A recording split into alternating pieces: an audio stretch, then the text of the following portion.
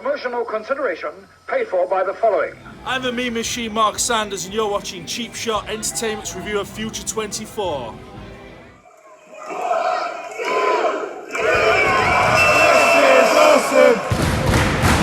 This is awesome! Hello and welcome once again to Cheap Shot Entertainment. I am your host Luke and you are the Cheap Shot Nation. And we're going to take you through everything that happened at Future 24 on the 30th of June 2019. I know it's taken a bit of time to actually get this together, but my colleagues for Cheap Shot Entertainment have not been available, or we haven't had time to actually sort anything out, and I need to get this video out there. Otherwise it becomes irrelevant because we're now 10 days after the show. So yeah, need to get this out there in time for you to be convinced to go and see the next show, which incidentally is on the 27th in the Sutton in Ashfield Grosvenor Rooms and the 28th at the Shirebrook Welfare of July, of course. Also we've got plenty of other wrestling to go at throughout the month of July, including 2 Aspire shows and a soccer and spandex football game towards the end of the month. So anyway, this is everything that happened at Shirebrook Welfare, Future 24. Just want to say thank you to Meme Machine Mark Sanders for doing the intro video for us. Thank you very much. Always a favourite with your tassels on show future shows. Also former future champion is Meme Machine Mark Sanders, and does he carry those tassels really well? Yes, he does. He works with them, even though we take the mickey out of him for having those tassels. Anyway, if you want to follow us on social media, follow us on Twitter, Instagram and Facebook. There should be a banner coming across your screen very soon, or right about now, depending on when this video is, where the video is in time frame. Giving away all my secrets now. Anyway, yeah, so join us for Future 24 and everything that happened in Shirebrook on the 30th of June 2019. First match of the afternoon features the old Golden Goose, known as Troy Goose, and he is going against Kent Nelson, the man who basically started the tiny towel chant by having a bigger towel than Troy's. Troy maintains that it's a perfectly adequate sized towel, perfectly normal to have a towel that size in yellow. In fact, Troy has 2 of these towels, 2 towels in this match. He is joined by Bendigo as well, but at the ringside, and Zena from Cheap Shot Entertainment was very happy about that. He brought his little Instagram thing out with him, but Zena wasn't there at this point in time, so she got to see his match later on with Troy outside the ring. No sign of Troy's tiny little pink shorts in this match. Of course, he was actually wrestling with Bendigo on the outside, and it would be Bendigo who would pick up the victory for Troy, really, by distracting the referee. Troy gives Kent Nelson a low blow in his much larger sized towel than Troy's for the roll-up victory and the win. Obviously Kent Nelson not very happy about this, and Warren Banks comes out to make the save, his Unbreakables tag team partner, as Troy and Bendigo are getting the better of Trent Nelson. So who knows, that might happen later on with Warren Banks going against Bendigo later on in the show. But it would be Troy who would pick up the victory. The Golden Goose would also leave one of his towels at ringside, which would be picked up by none other than TJ of Cheap Shot Entertainment, and we're going to put that picture up now. I think it's going to appear somewhere there, maybe. Yeah, I think we're going to do that. So that is TJ with Troy's towel. Incidentally, Tank Jackson Baines did comment on that picture. I put it on Instagram saying, if you forgot something, Tank says Troy doesn't let just anybody handle his towels, and yeah, he did pick it up later on, which was quite funny. But yeah, that is your match for the opener. It's Troy picking up victory over Ken Nelson. Killer Kenny is next, having had a match the night before and got chopped to somewhere else in that match by Bjorn, has turned up at Future, and he's going against the Shirebrook ever-present Owen Charles in this match. And Killer Kenny is on a bit of a losing streak at the moment, because it would be Owen Charles who would pick up the victory in this match with a curb stomp. Owen Charles always entertaining in whatever he does. Incidentally, I didn't mention in the Future 23 video, Well Dressed Rev was sat at ringside. Apparently he's done all the driving for some of the guys that have come up from Sacrifice Pro. So Well Dressed Ref, thank you very much for bringing these guys and girls whoever you brought up from Sacrifice Pro to the shows. Really, really cool of you. Well Dressed Ref, you get our chant from Future 23. In fact, he did appear in the in-ring photos because we chanted for Well Dressed Ref in that show, so that was pretty cool. Anyway, Owen Charles wins this match via a curb stomp. Like I say, Killer Kenny and Omen on a bit of a losing streak, so I can see them putting their titles on the line very soon, thanks to Future management, against possibly the winners of Pro Team versus the Unbreakables. That'd be interesting to see. Anyway, moving on, we get Brett Myers now, and he is in a tag team match with Kyle Kingsley, the king of the backbreaker, the bee's knees of breaking backs, and they are going against Zach Morris and Brandon Brooks. The other half of the Heartbreakers in Riley Nova is not there, so he picks up Brandon Brooks, knows quite well from House of Pain. Definitely a good tag team partner to have. And we're seeing a lot more of Brandon Brooks, which is also very, very cool. But it would be the inexperience that would pay off for the much more experienced Kyle Kingsley, picking up the victory here over Zach Morris and Brandon Brooks with a backbreaker and a codebreaker combo from Kyle Kingsley and Brett Myers for the win in this match. And so Kyle Kingsley carrying on his winning streak, really, over anybody who steps in his way. Kyle Kingsley's open challenge continues, even though this wasn't part of it. But yeah, another really good match by 4 really good workers. Not seen Brett Myers before, and he works really well with Kyle Kingsley, sort of stroking his ego, so to speak, throughout the match.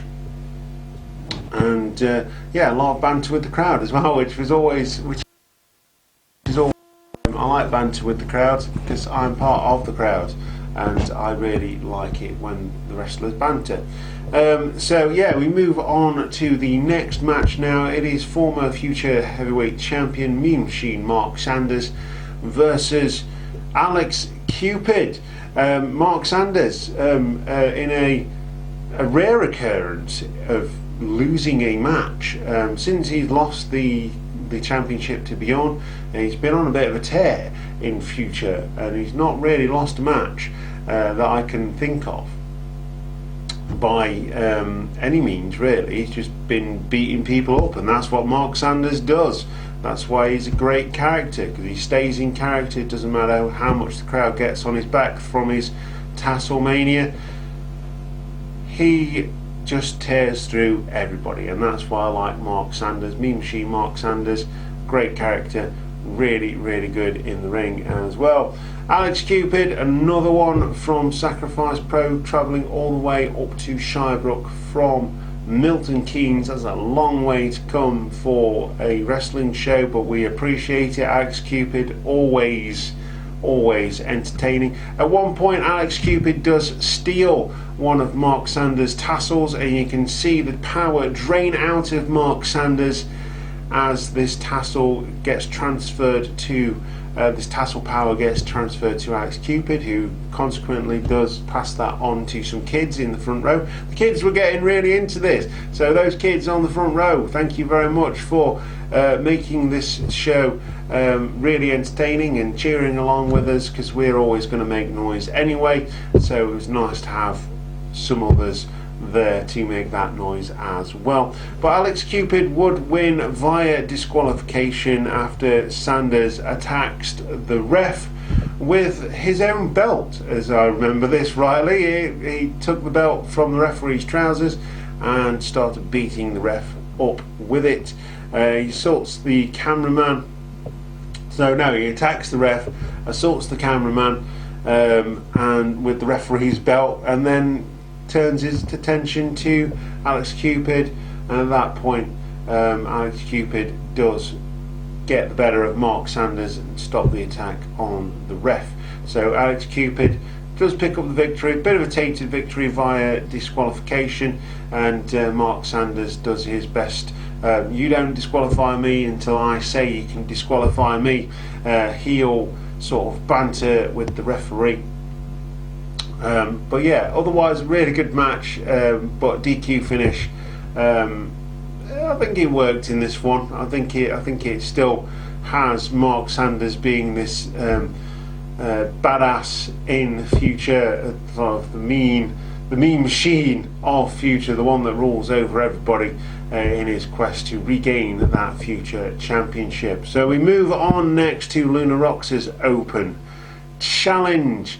And it is Hannah James who answers the Open Challenge for Luna Rox. So we get a very competent women's match that got the crowd involved in the women's match. And usually, I don't know what it is about Shirebrook, but the crowd goes a bit flat when there's a women's match, and it is a shame because a lot of the ladies who wrestle for future are really, really good. I haven't really seen a bad match. I've seen iffy chemistry, but that comes with time. You know, say, oh yeah, I'm going to book you today, you're going to go against this person. It needs time. It needs time. You need time to gel and put on a really, really good match. But this match was fantastic. It was Luna Rox who would pin Hannah James after executing 2 pile drivers and a pin for the win. Hashtag pin for the win for Luna Rox. In this one, she picks up the victory, and the Open Challenge continues for Luna Rox in future. So we get the main event match now. It is Bendigo, the other part of the pro team. He comes out with Troy, who then picks up his towel, because I'm going tiny towel, and yeah, took it behind me. He picks it up and takes it away with him. So yeah, we continue to chant tiny towel. It's a mark of Troy Goose's character and professionalism that people turn their attention onto him, even though there's a match going off in the ring. So yeah, another great match. If you were watching the match rather than taking the pee out of Troy, Bendigo versus Warren Banks, 2 very good in-ring competitors, and it would be Warren Banks who would pick up the victory, even though Troy was trying to interfere all the time in this match. But I would say this: if you don't get caught, it's not cheating, and yeah, the referee has to see it in order to disqualify you. So yeah, even with all the outside interference from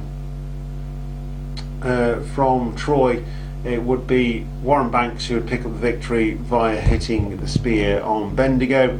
After the match, it would be the pro team who would attack Warren Banks then, because obviously Bendigo had lost. It is now 1-1 between the 2 teams in singles competition. Trent Nelson comes out. In fact, Trent Nelson, I think, came out with Warren Banks, but didn't get involved, really. So apart from banter with me, apparently. But there you go. That's because I was, complimenting Bendigo on a good move. It's just me. I appreciate good wrestling in the ring. So in the squared circle, yeah, I'm going to go technical. Ken Nelson makes the save for Warren Banks, and then challenges the Pro Team to a tag team match. It is the reformation of the Unbreakables, and they're going against Pro Team, which was confirmed a couple of days later via Future Management on Facebook, that there will be a tag team match in Shirebrook next month on the 28th of July. And yeah, it's going to be really good. So I'm guessing that whoever wins that, there might be a stipulation. I'd put the stipulation in place if I was Future Management. The winner goes on to face the Omen for the Tag Team Championships. Could be a really good future sort of rivalry going off there. Even going as far as to make a triple threat match and a ladder match. I don't think you can do that in Shirebrook, unfortunately. They tend to not be blessed with the highest ceilings for their shows for the future, and same for Hope actually. Main shows, they're not blessed with high ceilings either. But I'm sure there's a way you can do things. Anyway, that is everything that happened at Future 24. More tight and compact show than the one in Sutton in Ashfield, but I like both of these venues for different reasons, yeah, well worth going to check out Future. Again, another solid 4 for me. This one overall for both shows, I would go 8 out of 10 stars, belts, championships, duels. I don't know how that rating's going to work, but I'll start doing ratings apparently now.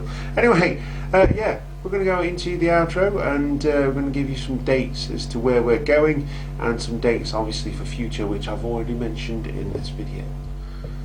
And that is everything that happened at Future 24 on the 30th of June 2019 at the Shirebrook Welfare. And really good venue, really good show. Suggest you go and see the show, pick up the crowd, getting better in Shirebrook as we go on through the gears for Future Wrestling. So yeah, like I say, next one is on the 28th in Shirebrook, 27th at the Grosvenor Rooms. Definitely worth going. £10 for both shows, £6 each if you can only get to one, or you don't know you can get to the other, and you can pay that on the door. You can pay for both shows on the first night, and then get in for the second show as well. So that's all cool. Anyway, you can join us on Twitter, Instagram and Facebook. You can use the social medias to get in contact with us. Let us know if you were at the show. Let us know what you thought of the show. Let us know what you would like us to do in the future. Let us know where you would like us to go. If there's a promotion that you like watching and you want us to review it, let us know. We'll see what we can do. So in July, you can go over to cheapshotentertainment.blogspot.co.uk and check out a list of everywhere where we're going. And you can also hit the subscribe button and the notification bell to know when we upload new content to the channel. We've already been to WrestleGate and Frontline this month, and we're going to Aspire next week, followed by, I think, Aspire the following week and Soccer Spandex the week after that. So much wrestling to do, much wrestling to watch and to review. And of course, this weekend is also Extreme Rules, and so by the time these videos go out, Extreme Rules will probably have already happened. But Extreme Rules, look out for that review, as well as the WrestleGate Pro and the Frontline reviews. So yeah, that is everything. You have been the Cheap Shot Nation, and we thank you very much for watching this video. Give us a thumbs up and do all the YouTube type stuff. And I've been your host Luke, and you're watching Cheap Shot Entertainment on YouTube, and we'll see you next time. Goodbye. Hi guys, it's me, TJ here, and today on the channel you're going to watch me drink water.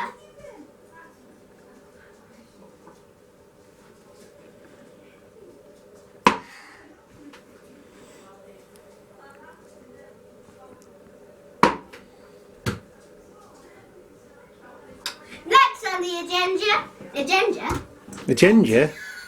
I can't say that one. Next, I'm going to say, if it's your birthday, happy birthday to you. Happy birthday to you. Happy birthday, dear, whoever you are. Happy birthday to you. Thank you for watching my YouTube channel. Goodbye. Oh, and remember to smash that subscribe button and turn on the notifications. Oh, have you done it already? Yeah. Alright, bye. Bye guys.